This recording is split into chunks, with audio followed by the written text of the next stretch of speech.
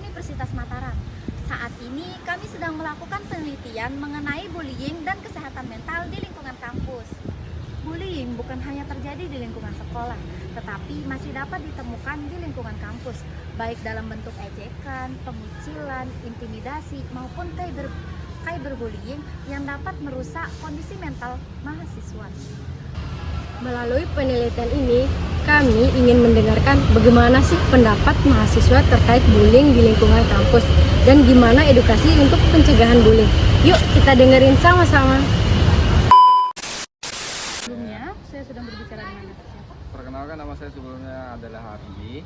Saya asli Mataram dan saya lulusan Fakultas Kimia. Saya Muhammad Adel Mutakin dari program studi Sosiologi S1 Fakultas Hukum Ilmu Sosial dan Ilmu Politik. Perkenalkan, nama saya Politik Ahmadi dari prodi Sosiologi Ilmu. Kenalkan, nama saya Inaya Siswaha, saya dari prodi PG PAL. Untuk pertanyaan pertama, menurut kakak, apakah bullying masih sering terjadi di lingkungan Bullying ya? kampus? Bullying di sekitaran kampus. Kampus itu langganan bully sebenarnya. Bully itu masih banyak di sekitaran kampus. Contohnya kayak di Undram, apalagi di UIN itu semakin banyak. Bullying itu masih banyak di sekitaran Kota Lombok ini, masih banyak bullying. Kalau menurut saya tentu saja karena kita berkehidupan sosial, jadi kalau menurut saya sendiri itu bullying itu masih ada di lingkungan kampus. Mungkin sih beberapa yang saya lihat lah, seperti saya sendiri masih sering ya. Karena mengapa? Banyak faktor yang menyebabkan bullying itu, antara lain kayak susah bersosialisasi, susah berteman dengan teman-temannya yang lain, atau mungkin ada pembeda dari yang lain, itu menyebabkan dari adanya bullying. Ya, masih banyak. Ya, untuk pertanyaan berikutnya yaitu bentuk bullying apa saja yang pernah kakak lihat di lingkungan kampus? Bullying itu sebenarnya contohnya banyak sih. Kayak contoh bullying verbal atau sosial. Verbal itu contohnya kayak kita diintimidasi.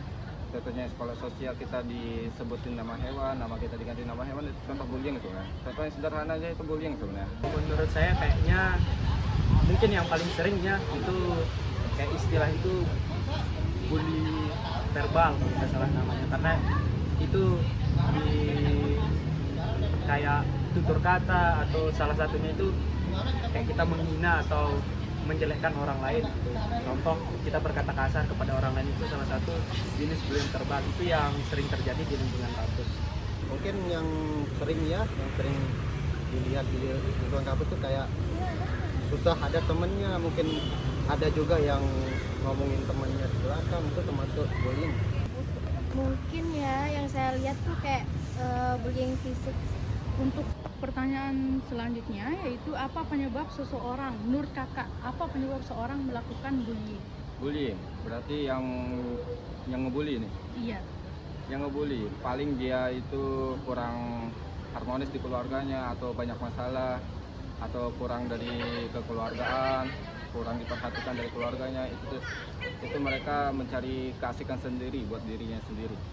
Itu contohnya sebenarnya. Kalau menurut saya mungkin karena satu faktor sih, karena beda.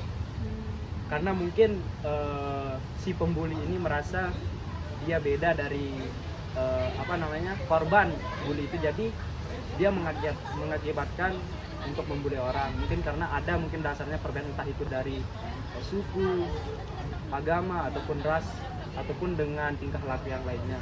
Mungkin ya karena mereka ngerasa beda lah, atau yang jadi korban bullyingnya juga mungkin susah bersosialisasi atau emang nggak bisa mungkin Dia banyak tekanan mungkin, terus iri juga ke kita yang kayak mungkin lebih dari dia, makanya dia bullying.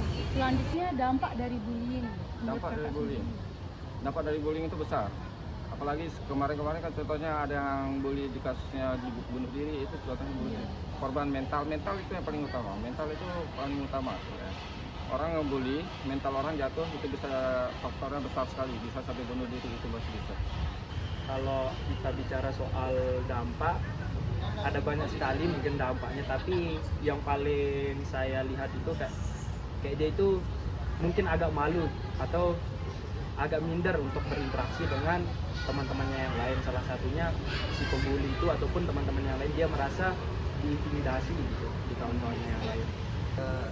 Sangat berdampak ya, dimana kayak kalau kita jadi korban bullying tuh kayak kita entah sakit secara fisik, secara mental. Mungkin dampaknya ya, kalau kita kena bullying tuh bakal menyendiri, nggak mau bersosialisasi sama banyak orang gitu. Terus iya dah bakal sering sendiri. Untuk pertanyaan terakhir Kak, Oke. sebaiknya apa upaya yang dilakukan oleh kampus terhadap tindakan bullying?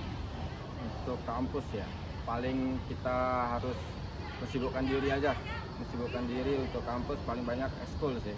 Kalau kalian nggak ikut ekskul, kalian nggak akan dapat teman banyak.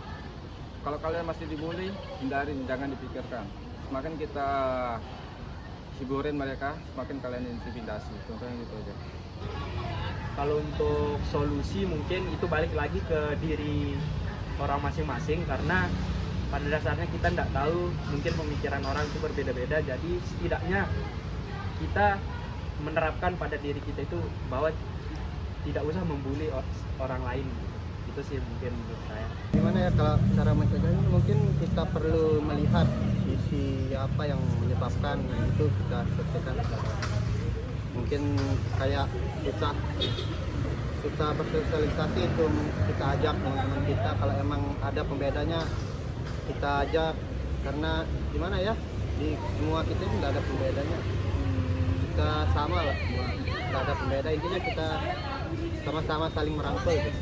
Mungkin ya kita butuh dari diri kita sendiri buat sadar gitu, nggak usah kita bully orang. Terus kita bisa juga ngadain sosialisasi tentang bullying. Sekian video wawancara dari kami.